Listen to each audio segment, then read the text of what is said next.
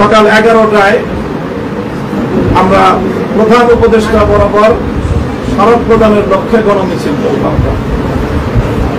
বৃহস্পতিবার প্রধান উপদেষ্টা বরাবর গণমিছিল নিয়ে আমরা স্মারক প্রদান করব, স্মারকলিপি প্রদান করব এবং আমরা আশা করি যে একটি আলোচনার ভিত্তিতে সকল রাজনৈতিক দল এই যে বিতর্কের যে বিষয়গুলো, মতপার্থক্যের জায়গাগুলো আমরা সকল রাজনৈতিক দল আলোচনার ভিত্তিতে সমাধান করব এবং জুলাই সনদের আইনি ভিত্তি কার্যকর হয়ে সেই ভিত্তিতে আগামী ত্রয়োদশ জাতীয় সংসদ নির্বাচন যথাসময়ে অনুষ্ঠিত হবে, এটাই আমাদের প্রত্যাশা।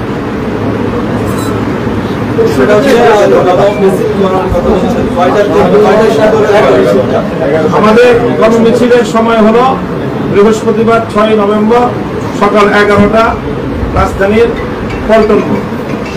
একসঙ্গে বিভিন্ন রাজনৈতিক দল ভিন্ন ভিন্ন গণমিছিল করে পল্টনে এসে আমরা একীভূত হব।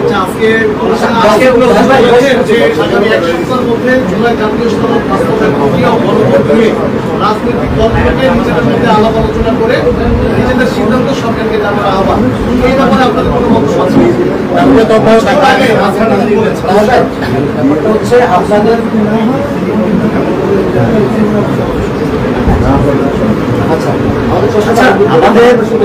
সেটা হচ্ছে আপনাদের রাজনৈতিক দলগুলোর মধ্যে যে বিষয় নিয়ে বেশিরভাগ দলগুলোর মধ্যে এটা সারা জাতি উদ্বেগ এবং আজকে এই বিষয়টা নিয়ে আপনাদের রাজনৈতিক দলগুলো এই বিরোধের কারণে প্রধান উপদেষ্টা যে ব্রিফিং ছিল বা উপদেষ্টাদের সেখানে একটা উদ্বেগ প্রকাশ করেছে এবং বলেছেন যে হচ্ছে আইন উপদেষ্টা সংবাদ সম্মেলনের মাধ্যমে রাজনৈতিক দলগুলোকে আগামী 1 সপ্তাহের মধ্যে বসে এই বিষয়ে তারা সিদ্ধান্ত নেবেন, তাদের সিদ্ধান্তের প্রেক্ষিতে হচ্ছে পরে সরকার সিদ্ধান্ত নেবে। এই বিষয় হবে কিনা, গণভোট হবে কি হবে না বা কখন হবে, এটা আগে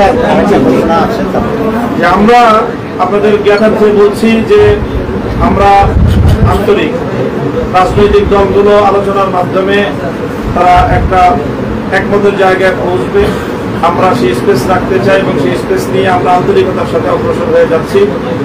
আমাদের পরবর্তী আগামী 11ই নভেম্বর মঙ্গলবার দিন সমাবেশের কর্মসূচি আছে। যদি এর মধ্যে আমাদের এই দাবিগুলোর বিষয়ে যদি সন্তোষজনক কোনো অবস্থান গ্রহণ করা না হয়, অগ্রগতি না হয়, তাহলে সেই ক্ষেত্রে আমরা 11ই নভেম্বর রাজধানীতে সমাবেশ করবো ইনশাআল্লাহ। আচ্ছা, আপনি 3টি বিষয় বলেছেন, এক হলো জুলাই সনদের আদেশ জারি, দুই হলো পৃথকভাবে গণভোট, আর তৃতীয় হলো আরপিও যা সংশোধন হয়েছে এটি পুরো একেবারে বহাল রাখতে হবে। আপনাদের দাবি তো 5টা, আপনারা কি বাকি 2টা দাবি থেকে একটু নমনীয় অবস্থানে আসলেন? না, আমরা আমাদের সকল দাবিগুলি বহাল আছে। আমাদের এই দাবিগুলো আমাদের ওই 5 দফার মধ্যে